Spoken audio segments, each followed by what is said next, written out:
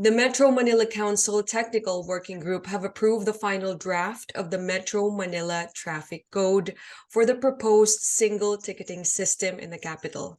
Joining us now to shed more light in the matter is MMDA Acting Chairman Attorney Romando Artes.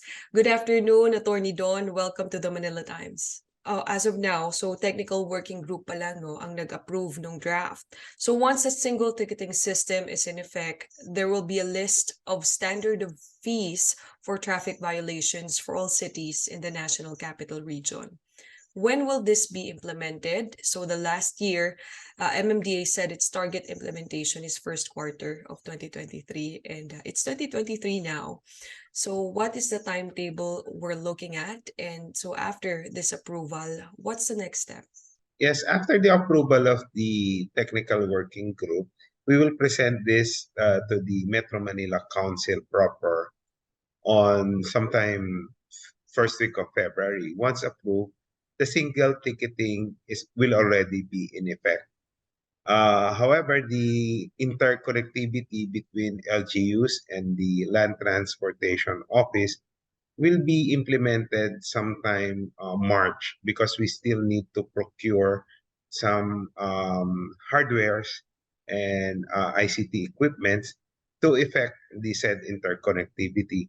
The good thing is that we agreed that MMDA will fund the procurement of these ICT equipment to facilitate all actions needed in order to fully implement this single ticketing system, including the interconnectivity between LGUs and the LTO. I see. Now, to be clear, in this new system, confiscation of licenses is prohibited. Is that correct, sir?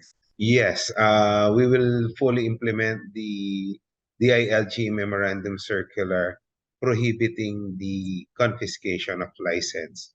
Anyway, the interconnectivity will solve the problem of confiscation of license, because what the LGUs fear is that even if they issue ticket, if they do not confiscate the license, the violator will just have to issue a affidavit of loss, and they can renew their licenses despite the non-payment of violation. With this interconnectivity, there will be a central database wherein the violations, including violations of LGU ordinances for traffic, will be reflected in the LTO system, so that they cannot renew their licenses without paying these penalties. And at the same time, the LGUs can now collect the fees through bayad centers because of this interconnectivity. I see. So from what I understand, sir, for example, I get caught by on traffic for violating.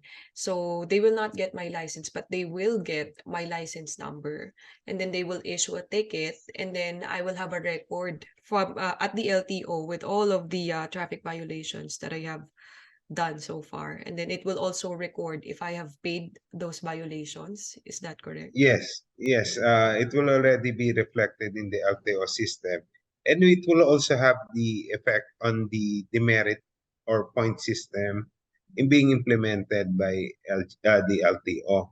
Because if you already have 10 demerit points, your driver's license will be confiscated and suspended per LTO law. Demerit points. So there's no merit points, So No merit point. getting Actually, there is. If you don't have any violation, when you renew your license, you can be issued with 10-year validity, license validity. So it will go, the demerit points will go into that. If you have 10 demerit points, your license, even if it was issued for 10 years, it can be suspended by LTO once you reach 10 demerit points. Paano pag 5 demerit points lang? So 5 years. Hindi pa. Ang usapan is 10 demerit points per I see. LTO regulations. Depending on the violation, there's a schedule for different violations which will merit higher demerit points. Merong 3 points, 2 points, may 1 point. So what were the most common traffic violation in Metro Manila? We identified 20 traffic violations which are common among LGUs and in general, disregarding traffic signs, among others, illegal parking, illegal counterflow, number coding system, among others. There are 20. So how will payments be easier in the new system, especially that President Marcos has reiterated and ordered the digitization of most government transactions? So how will it be easier? Yes, it will also facilitate the payment of violations because we will accredit payment centers or different payment applications, especially those in the provinces who committed violations in Manila, will no longer go to the local government unit to pay the violations, which is the practice now.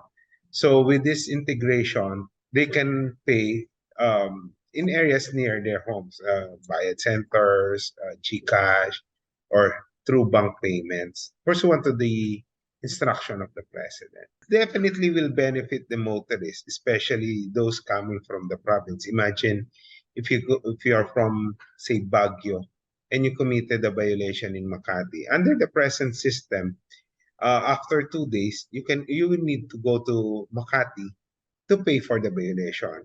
If you're here for a day or two, you still need to go back to Makati, travel all the way from Baguio to Makati just to pay for the violation. Now, with the single ticketing system and the integration with the LTO, the violator can pay in Baguio through bayad centers, GCash, or other modes of digital payment. So it will be very, very convenient for motorists to pay.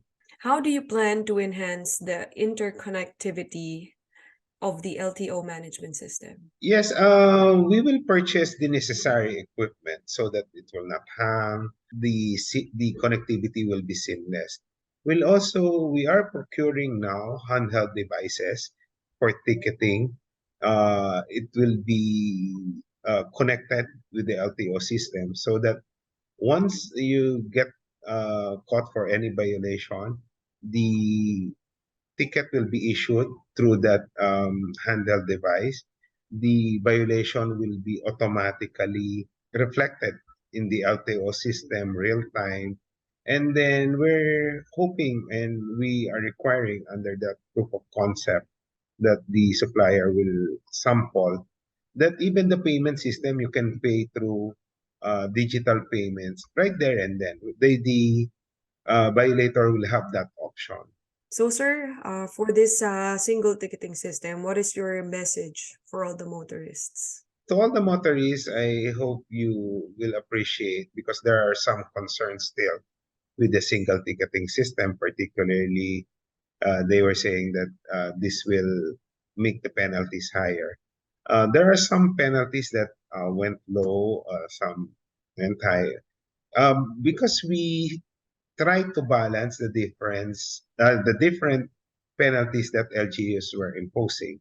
We tried to find the middle ground, but rest assured that I think this is much lower than the penalties provided under the LTO law. But in the end, it will benefit the motorists because it will ease up the payments to be made for these violations, as well as the confusion.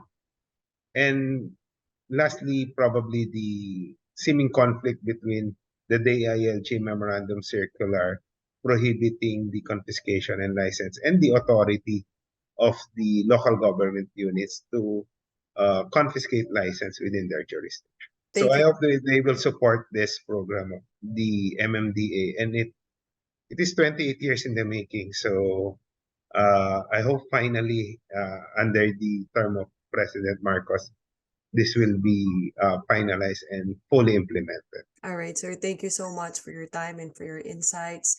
MMDA Acting Chairman, Attorney Romando Artes. Maraming salamat, sir. Thank you, Ezra.